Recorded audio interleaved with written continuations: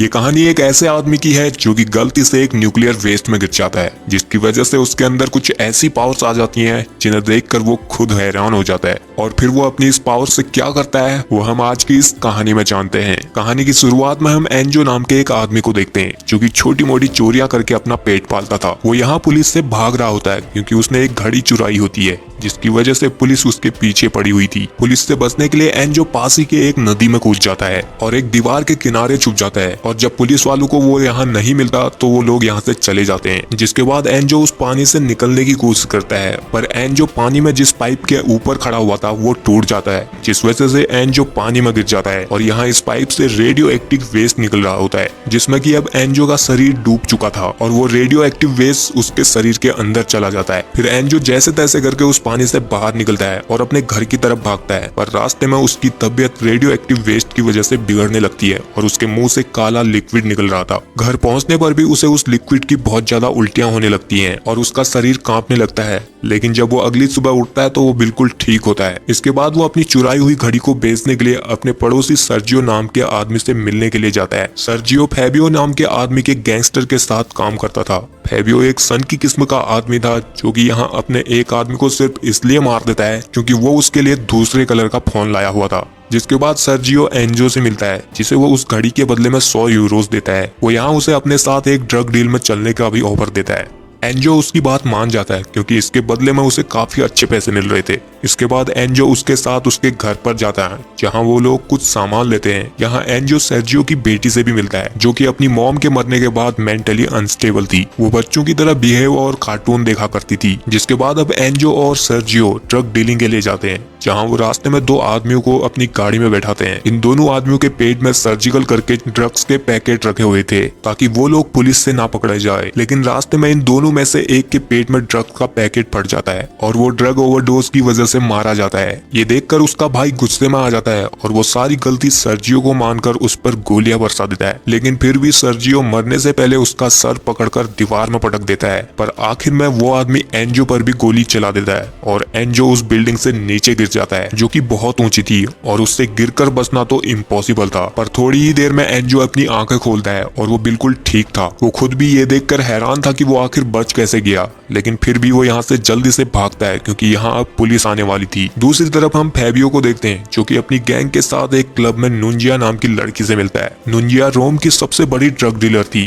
वो यहाँ फैबियो से अपने ड्रग के पैसों के बारे में पूछती है, लेकिन फैबियो उसे बोलता है कि उसका ड्रग बिल्कुल सेफ है जो कि उसके आदमियों के पास है और वो डीलिंग भी सब सही से हो गई थी। लेकिन एक्चुअल में अब उसके हाथ वो ड्रग तो लगा ही नहीं था। अगर वो यहाँ सच बताता तो वो लोग उसे यही मार डालते, इसलिए वो अपनी जान बचाने के लिए उनसे झूठ बोल देता है। इसके बाद वहाँ एंजो जब अपने घर पहुँचता है तो यहाँ एलिसिया उससे अपने डैड के बारे में पूछती है। एंजो उसे कुछ नहीं बताता और सीधे अपने रूम में चला जाता है, लेकिन एलिसिया फिर भी उसके दरवाजे पर खड़ी होकर उसका दरवाजा खटखटाने में ही लगी रहती है, जिससे एंजो इरिटेट हो जाता है और वो गुस्से में अपने दरवाजे पर मुक्का मारता है और उसकी पावर से उसका दरवाजा टूट जाता है। उसका हाथ दरवाजे के आर पार हो गया था, जिसे देखकर एंजो खुद चौंक जाता है। और फिर जब वो अपनी पावर को चेक करने के लिए अपनी अलमारी को खाली धक्का देता है तो वो अलमारी दीवार पर चिपक जाती है। जिसके बाद तो वो अलग अलग चीजों को अपनी ताकत से टेढ़ा करता है और फिर ये सब देखने के बाद उसे यकीन हो जाता है कि उसके अंदर एक सुपर स्ट्रेंथ पावर आ चुकी है, जो कि उस रेडियो एक्टिव वेस्ट की वजह से उसके अंदर सुपर ह्यूमन स्ट्रेंथ आ गई थी। इसके बाद एंजो सीधे एक एटीएम मशीन पर जाता है और उस एटीएम मशीन को उखाड़कर अपने घर ले आता है, जहां वो उस एटीएम के पैसों से सबसे पहले अपने लिए खाना लाता है। अब यहाँ उसके कंधे पर लगी गोली का निशान भी बिल्कुल ठीक हो चुका था। इस सुपर स्ट्रेंथ की वजह से उसके घाव भी जल्दी ठीक हो जा रहे थे।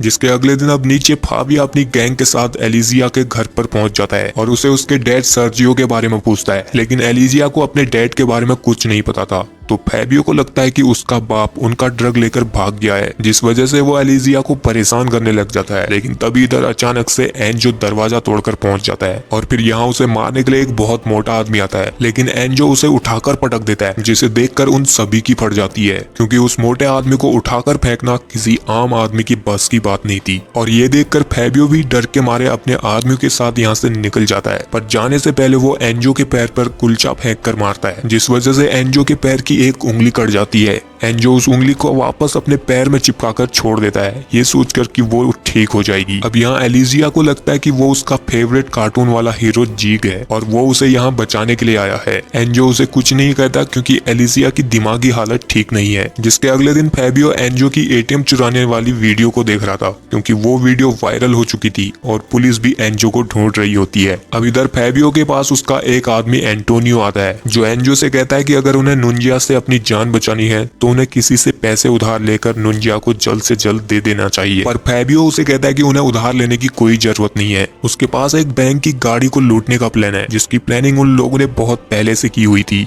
वहाँ अगले दिन एंजो जब उठता है तो उसे सर्जियो के चश्मे के बॉक्स में उसी बैंक की गाड़ी को लूटने का प्लान मिल जाता है, तो एंजो भी उस गाड़ी को लूटने के लिए निकल जाता है। यहाँ फैबियो उस गाड़ी के आने का इंतजार कर रहा था पर उस तक गाड़ी पहुंचने से पहले एंजो वहां पहुंच जाता है और वो फैबियो से पहले उस गाड़ी को लूट लेता है। फैबियो उसे रोकने के लिए गोलियां चलाता है लेकिन एंजो वहां से भाग जाता है। जिसके बाद रात में वो एलिजिया के साथ उसका फेवरेट कार्टून देखता है। यहाँ एलिजिया कार्टून देखते वक्त उसका हाथ पकड़ देती है जिससे एंजो के शरीर के अरमान जाग जाते हैं और वो एलिजिया के थोड़ा करीब आने लगता है और वो डर के मारे जोर जोर से रोने लगती है, जिससे एंजो को पता चलता है कि एलिजिया को पास्ट में किसी ने सेक्सुअली अब्यूज किया था। एंजो एलिजिया को संभालता है और उसे गले लगा लेता है। अगले दिन एंजो अपने साथ एलिजिया को एक बंद अम्यूजियम पार्क में लाता है जहां वो एलिजिया को खुश रखने के लिए अपनी ताकत से एक राइड को चलाता है। दूसरी तरफ हम फैबियो को देखते हैं जो कि अपने राइट हैंड एंटोनियो के साथ लड़ रहा होता है क्योंकि एंटोनियो उसे उधार लेकर नुंजिया के पैसे जल्द से जल्द लौटाने के लिए कहता है, लेकिन फैबियो उधार लेना नहीं चाहता क्योंकि उधार लेने में उसकी ईगो बीच में आ जाएगी। तो अब एंटोनियो फैबियो की गैंग से जाने का डिसाइड करता है जिससे फैबियो को बहुत गुस्सा आता है और वो एंटोनियो पर अपने शिकारी कुत्ते छोड़ देता है जो कि उसे काट काट कर जान से मार देते हैं। वहाँ एंजो एलिजिया को एक मॉल में ले जाता है जहाँ वो उसे एक प्रिंसेस ड्रेस दिलाता है जिसे कि एलिजिया हमेशा से पहनना चाहती थी और वो ये देखकर एंजो से बहुत खुश होती है। यहाँ ये दोनों एक दूसरे के काफी करीब आ जाते हैं। फिर थोड़ी देर बाद एंजो उसे उसके डैड की मौत के बारे में बता देता है क्योंकि एलिजिया उसे बार बार अपने डैड के बारे में पूछ रही थी। ये जानकर एलिजिया एंजो से रोते हुए कहती है कि उसने उसके डैड को बचाया क्यों नहीं। एंजो उसे संभालने की कोशिश करता है पर एलिजिया उससे नाराज होकर एक बस में चली जाती है, लेकिन एंजो उस बस को अपनी ताकत से रोक लेता है और उसे आगे बढ़ने नहीं देता। इसके बाद वो बस के अंदर जाता है और एलिजिया से माफी मांगता है और फिर जब वो एलिजिया को अपने साथ बस से बाहर लाता है तो यहाँ बाहर बहुत सारे लोग आए हुए थे जो कि उसकी फोटो खींचने लग जाते हैं क्योंकि उन सभी लोगों ने उसे बस को रोकते वक्त देख लिया था। वहाँ दूसरी तरफ फैबियो अपनी एक दोस्त से कुछ पैसों को उधार लेता है और उसके साथ कार में ही थोड़ी देर डांसिंग कार करता है, पर तभी इधर नुंजिया पहुंच जाती है जो फैबियो को कार से बाहर निकालकर पेट्रोल डालकर उससे जलाने वाली थी, लेकिन तभी फैबियो की वो दोस्त इन सभी पर गोलियों से हमला कर देती है और फिर फैबियो और वो दोनों मिलकर नुंजिया के सभी आदमियों को मार देते हैं। लेकिन नुंजिया यहाँ से भागने में कामयाब हो जाती है जिस वजह से फैबियो अभी भी बहुत गुस्से में था क्योंकि नुंजिया अब उसे छोड़ेगी नहीं और अपने इस गुस्से को शांत करने के लिए फैबियो अपने उस दोस्त को भी मार देता है। जिसके बाद जब फैबियो अपने अड्डे पर पहुंचता है तो यहाँ उसके सारे आदमियों को मार दिया था जिन्हें कि नुंजिया ने मरवा दिया था क्योंकि फैबियो ने उस पर गोली चलाई थी। तभी इधर फैबियो टीवी में एंजो की बस को रोकने वाली न्यूज देखता है। फैबियो उसे देखकर तुरंत पहचान जाता है और उसे ढूंढने के लिए निकल जाता है। दूसरी तरफ एंजो और एलिजिया इस शहर को छोड़कर भाग रहे होते हैं क्योंकि पुलिस को अब एंजो के बारे में पता चल चुका था कि एटीएम भी इसी ने चुराया था। एंजो एलिजिया के साथ एक होटल में रुकता है लेकिन यहाँ पर फैबियो पहुंच जाता है जो कि एंजो को ट्रंकोलाइजर गन से बेहोश कर देता है और जब एंजो की आंख खुलती है तो फैबियो ने उसे टप टेप से लपेटकर बांधा हुआ था। फैबियो उसे ब्लैकमेल करता है कि अगर उसने अपनी ये सुपर स्ट्रेंथ वाली पावर के राज के बारे में नहीं बताया तो वो एलिजिया को जान से मार देगा। अब एलिजिया की जान बचाने के लिए एंजो उसे सारी बात बता देता है और उसे उसी नदी पर ले जाता है। फैबियो को ये देखकर एंजो की बातों पर यकीन नहीं हो रहा था पर तभी इधर नुंजिया पहुंच जाती है अपने आदमियों के साथ। वो यहाँ इन सभी पर अंधाधुंध गोलियां बरसा देती है जिसमें कि एलिजिया को गोली लग जाती है और फिर नुंजिया फैबी को जलाकर उसी पानी में डाल देती है। अब एलिजिया मरने वाली थी और वो अपने आखिरी टाइम पर एंजो को कहती है कि उसे अपनी पावर्स का इस्तेमाल दूसरों की मदद के लिए करना चाहिए। ऐसा कर उसकी मौत हो जाती है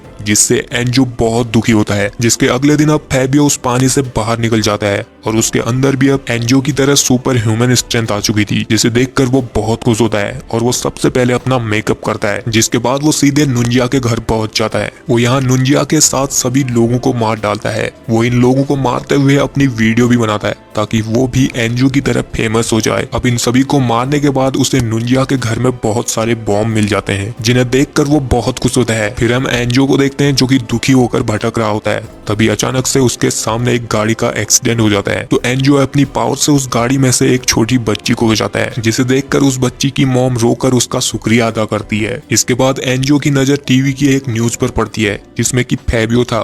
वो यहाँ कह रहा था कि वो रोम के सबसे बड़े स्टेडियम को बॉम्ब से उड़ा देने वाला है क्योंकि उसका मन कर रहा है बस। ये देखकर अब एंजो जल्दी से उस स्टेडियम में पहुंचता है जहां पर बहुत सारे लोग मैच देखने के लिए आए हुए थे। वो यहाँ फैबियो को ढूंढने की कोशिश करता है और उसे फैबियो पार्किंग लॉट में मिल जाता है और उसके पास यहाँ बॉम्ब का रिमोट होता है। और फिर यहाँ इन दोनों की एक घमासान फाइट होती है, लेकिन फैबियो मौका देखकर यहाँ से स्टेडियम की तरफ भागता है। एंजो उसका पीछा करता है पर फैबियो उस बॉम्ब को एक्टिवेट कर देता है, लेकिन फिर भी एंजो उस बॉम्ब को पकड़कर एक ब्रिज पर लाता है और उस बॉम्ब को जब वो ब्रिज से फेंकने वाला होता है तो यहाँ फैबियो आ जाता है और वो एंजो से लड़ने लगता है। और जब वो बम फटने वाला था तो यहाँ एंजो उस बॉम्ब और फैबियो को अपने साथ पकड़कर पानी में कूद जाता है। और फिर जब वो बॉम्ब फूटता है तो फैबियो का सिर धड़ से अलग होकर ब्रिज पर गिरता है। अब यहाँ बाकी सबको लगता है कि एंजो भी इस बॉम्ब ब्लास्ट में मर चुका है, लेकिन एंड में हम देखते हैं कि एंजो जिंदा है और वो अपने शहर की तरफ देख रहा होता है। उसने अब डिसाइड कर लिया होता है कि वो अब लोगों की मदद करेगा और यहीं पर ये कहानी एंड हो जाती है।